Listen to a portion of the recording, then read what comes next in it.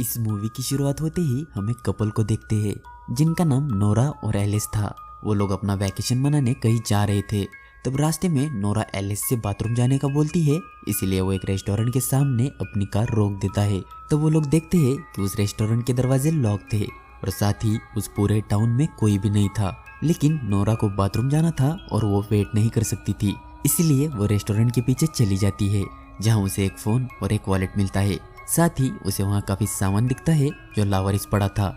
यह बात उसे थोड़ी अजीब लगती है, लेकिन वो उसे ज्यादा सीरियसली ना लेकर अपना काम निपटाने लगती है। तभी हम देखते हैं कि नोरा के कुछ ही दूर एक ह्यूमन स्केलेटन पड़ा था जिसके बारे में वह अभी अनजान थी। अब नोरा के वापस जाने के बाद वो लोग आगे बढ़ते हैं। तब नोरा एलिस को उस वॉलेट और सामान के बारे में बताती है, लेकिन वो भी उसे नजरअंदाज कर देता है। अब आगे रास्ते में उन्हें एक बूढ़ी औरत नजर आती है जिसकी कार शायद खराब हो चुकी थी, इसलिए एलिस अपनी कार रोक देता है और नोरा उस औरत के पास जाकर उससे बात करने की कोशिश करती है। तब वो औरत उल्टा उसे ही भला बुरा कहने लगती है और बोलती है कि उसे मदद की कोई जरूरत नहीं, जिस पर नोरा उसे उसकी हालत पर छोड़कर एलिस को वहां से चलने के लिए कहती है और वो दोनों वहां से निकल जाते हैं। अब आगे वो लोग एक होटल में जाते हैं जहां वो लोग अपना खाना एंजॉय कर रहे थे, लेकिन तभी वो लोग नोटिस करते हैं कि एक लड़का उन्हें अजीब तरह से देख रहा है, लेकिन वो उसे भी नजरअंदाज कर देते हैं और अपना खाना खत्म करके वहां से जाने लगते हैं। तभी वो लड़का अचानक नोरा को रोककर उसे बोलता है कि वो यहाँ पर सेफ नहीं है, लेकिन नोरा उसे पागल समझकर वहां से निकल जाती है।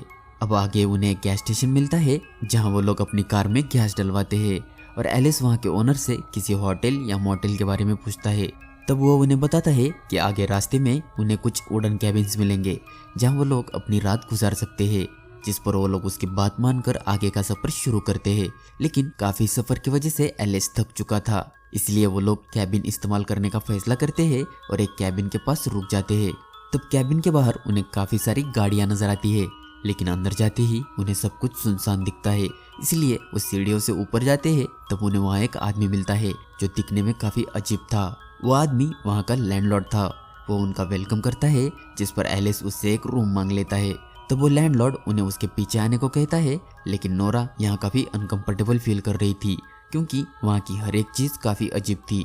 तब वो लैंडलॉर्ड उन्हें रूम दिखाकर इधर उधर की बातें करने लगता है, लेकिन नोरा को वो काफी अजीब लग रहा था, इसलिए वो उसे वहाँ से चले जाने को कहती है, जिस पर वो लैंडलॉर्ड गुस्से से वहाँ से चला जाता है और रात होते ही वो दोनों सो जाते हैं। तभी हम देखते हैं कि उनके बेड के नीचे कोई आदमी छिपा बैठा था जिसने किसी तरह का जानवर सा दिखने वाला मास्क पहन रखा था। वो आदमी उनके पास आकर गहरी नींद में ही उन्हें बेहोश कर देता है। अब अगली सुबह जब नोरा की आँख खुलती है तो वो देखती है कि वो किसी केज में बंद है। खुद को इस हालत में देखकर वो काफी डर जाती है और वहां से बाहर निकलने की कोशिश करती है, लेकिन काफी कोशिशों के बाद भी वो कुछ कर नहीं पाती। तभी ठीक वैसा ही जानवर वाला मास्क पहनकर कोई आदमी उसके पास आता है जो उसे किसी कमरे में ले जाकर बांध देता है। अब नोरा बिल्कुल समझ नहीं पा रही थी कि ये लोग कौन है और उससे क्या चाहते हैं। तभी एनिमल मास्क पहनकर एक लेडी उस रूम में आ जाती है और उसे किसी तरह का इंजेक्शन लगाकर आर्टिफिशियल तरीके से उसे प्रेग्नेंट कर देती है, जिसके बाद दो आदमी वहां आकर उसे केज में डाल देते हैं और कहीं ले जाने लगते हैं।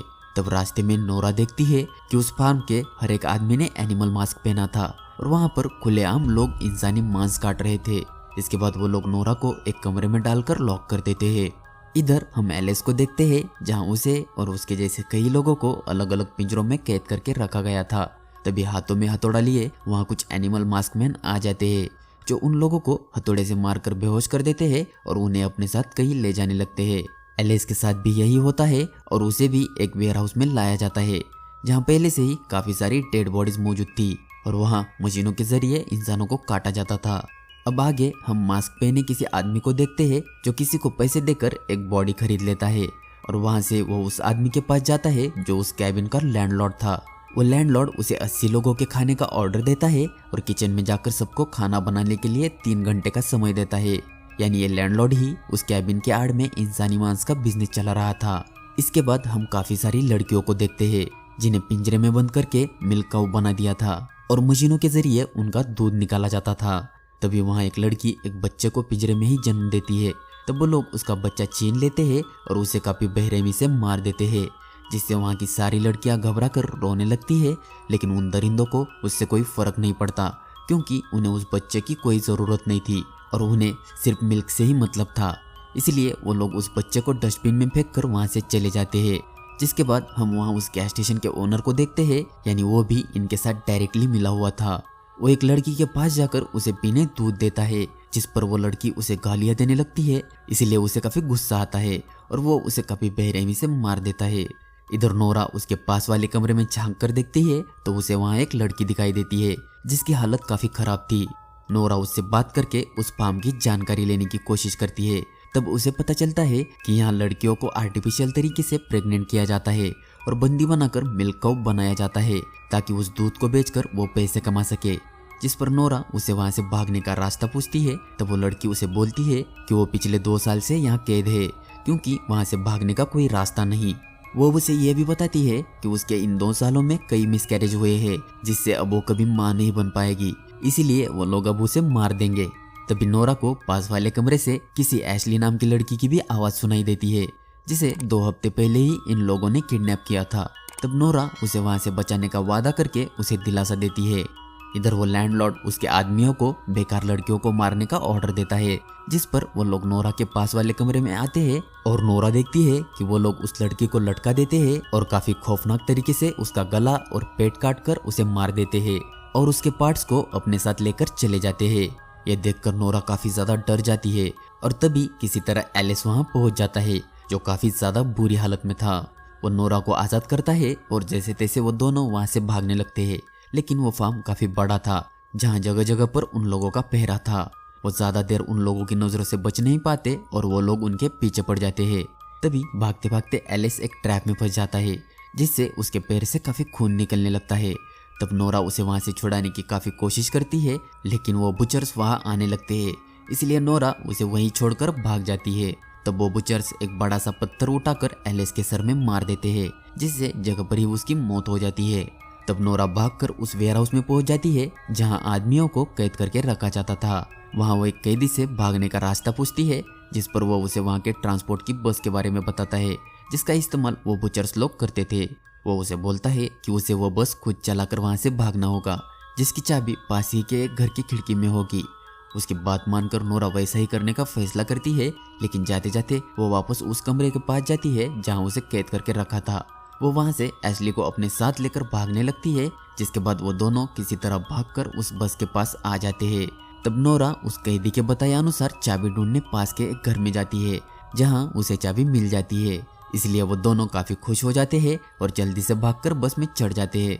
तब जल्दी से नोरा उस बस को स्टार्ट करती है और बस के शुरू होते ही खुशी से पीछे एशली की तरफ देखती है। तब उसकी खुशी पूरी तरह से टेंशन में बदल जाती है क्योंकि पूरी बस उन बचर्स लोगों से भरी पड़ी थी। तब वो दोनों समझ जाते हैं कि वो अब पूरी तरह से फंस चुके हैं और सीन चेंज हो जाता है, जहां अगले सीन में हम देखते हैं कि नोरा और एशली उन दरिंदों की प्लेट में किसी डिश की तरह सजे थे जहां वो लोग उनके साथ कुछ भी कर सकते थे। और यहीं पर यह मूवी खत्म हो जाती है। दरअसल इस मूवी में दिखाए गए फार्म में एक बिजनेस होता था जहां कई कस्टमर्स काफी तगड़ी कीमत देकर इंसानी मांस और इंसानी दूध का ऑर्डर देते थे और उन ऑर्डर्स को पूरा करने के लिए ये लोग कई टूरिस्टों को किडनैप करके यहाँ लाते थे और लड़का रहा तो बुचरिंग करके मार देते थे और लड़की रही तो मिल्क काउ बनाकर उसे जिंदा रखते थे। और यह फार्म काफी बड़ा और दूर होने की वजह से वहां से कोई भाग नहीं सकता था। अब गाइज आपको बता दूं कि इस मूवी में सिर्फ इतना बताने की कोशिश की है कि कैसे जानवर अपनी जिंदगी जीते हैं और कैसे इंसान उसके साथ बिहेव करता है।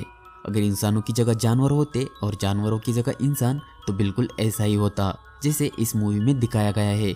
इसलिए मूवी के हर एक बुचर ने अपने मुंह पर जानवर वाला मास्क पहनकर इस दर्द की झलक दिखाने की कोशिश की है। खैर अगर एक्सप्लेनेशन पसंद आए तो लाइक करना ना भूलिए और सब्सक्राइब करके और एक्सप्लेनेशन के लिए तैयार हो जाइए।